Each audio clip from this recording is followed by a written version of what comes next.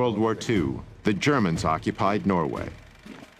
Among the first things they did was confiscate all the livestock and farm animals to provide supplies for their own troops.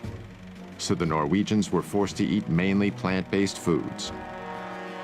Now we look at the deaths in Norway, just antecedent to this period, from heart attack and stroke. 1927, 1930, 35, look at right up here, right at the very top, 1939. Bingo! In come the Germans. Immediately, 1940, wow, 41, 42, 43, 44, 45. Have we ever seen a population have their cardiovascular disease plummet like this from statins, from bypass surgery, or from stents? No. But look what immediately happened. With the cessation of hostilities in 1945, back comes the meat, back comes the dairy, back comes the strokes and heart attacks. I mean, it's such an absolute powerful lesson, but we didn't get it. Because of evidence like this, Dr. Esselstyn was making the same assessment that Dr. Campbell was due to his work in the Philippines, seeing a causal link between animal-based foods and some of our most deadly diseases. But they weren't the only researchers coming to this conclusion. Another was Dr. John McDougall. In the mid-1970s, he began practicing on a sugar plantation in Hawaii.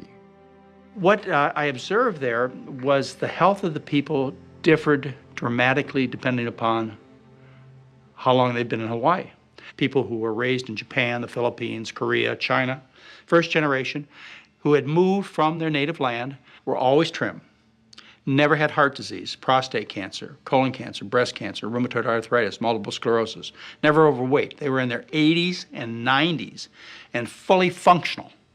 Their kids got a little fatter, a little sicker. Their grandkids and the next generation were just as fat and sick as anybody I'd ever seen. And what came through clearly was the diet was the difference. The first generation had learned a diet of rice and vegetables in their native land. But the kids, they started to give up the rice and replace it with the animal foods, the dairy products, the meats.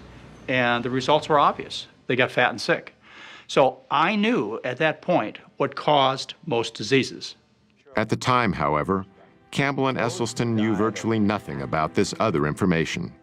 Even so, they ultimately reached a revolutionary conclusion: that many of our most crippling conditions could be greatly reduced, if not completely eradicated, simply by eating what they call a whole foods, plant-based diet.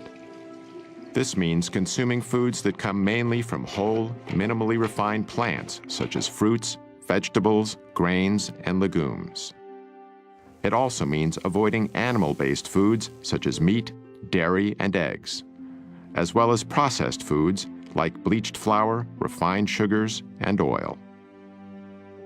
Campbell and Esselstyn's research in this field would change their lives forever.